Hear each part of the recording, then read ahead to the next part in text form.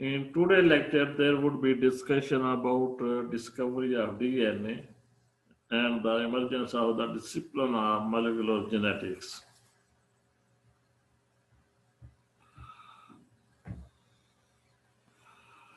Deoxyribonucleic acid was shown to contain genetic information by experiments in the 1940s to 1950s. A number of experiments proved that DNA is the hereditary material in most of the organisms. The structure of DNA was studied by Rosalind Franklin and Morris Wilkins using X-ray crystallography. These experiments by using X-ray crystallography uh, demonstrated the detailed structure of DNA, and on the basis of the findings of the experiments of Rosalind Franklin and Morris Wilkins, James D. Watson and Francis Crick published the most renowned model of DNA known as the double helical structure of DNA. So this model it explained the the mechanism of genetic replication, and it could be easily explained on the basis of paired nucleotide basis of the double standard DNA model proposed by James D. Watson and Francis Crick. During 1955 to 1959, the experiments of Benzer using mutants defective in the second region of bacteriophage T4 showed that individual genes have a simple linear structure and are likely to be equivalent to a linear section of DNA.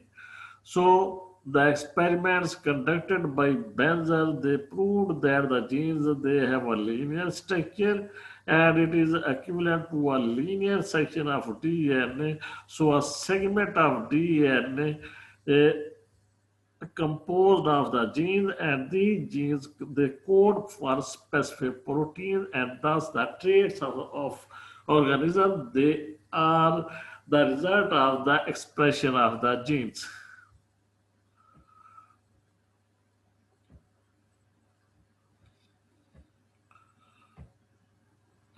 Collectively, these findings and the body of research established the central dogma of molecular biology. This central dogma of molecular biology it states that proteins are translated from RNA, and this RNA is transcribed from DNA. This dogma had certain exceptions such as reverse transcription in retroviruses, but mostly this central dogma hold fast for most molecular mechanisms in the most of the organisms. The modern study of genetics at the level of DNA is known as molecular genetics. So when we studied the uh, genetics at the level of DNA, the new discipline of genetics emerged, and this discipline is known as molecular genetics.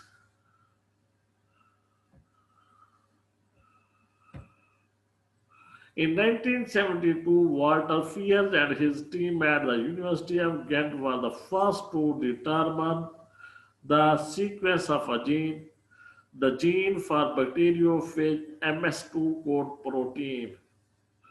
So this was a sequence of gene. The sequence of first gene was discovered by Walter Fiers and his team at the University of Ghent. So the sequencing of DNA started by this discovery.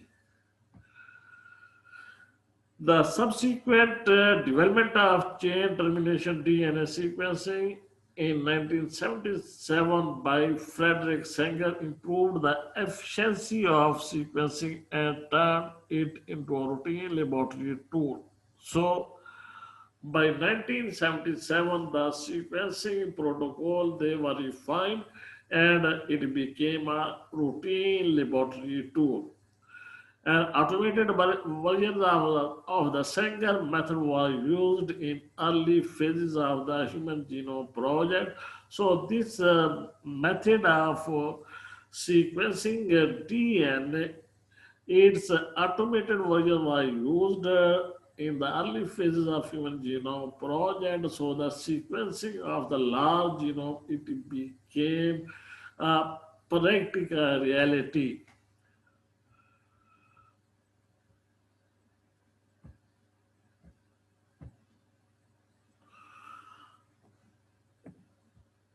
Then there were further refinements uh, in the concept of DNA and molecular genetics, and there were efforts to integrate molecular genetics with Darwinian evolution. The theories developed in the 1930s and 1940s to integrate molecular genetics with the Darwinian evolution are called the modern evolutionary synthesis.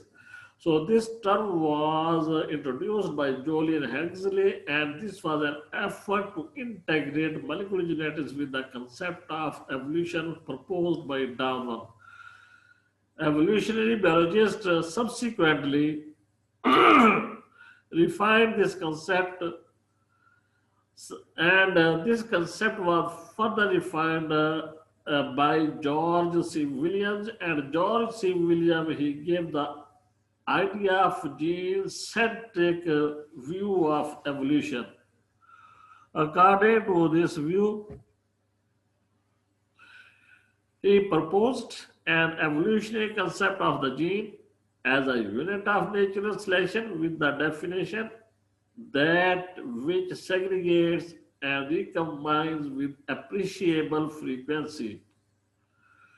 In this view, the molecular gene transcribes as a unit and the evolutionary gene inherits as a unit. Related ideas of this concept emphasizing the centrality of genes in evolution were popularized by Richard Dawkins. So afterwards, the concepts related to the modern evolutionary synthesis, they were popularized by the findings and by the hypothesis of Richard Dawkins.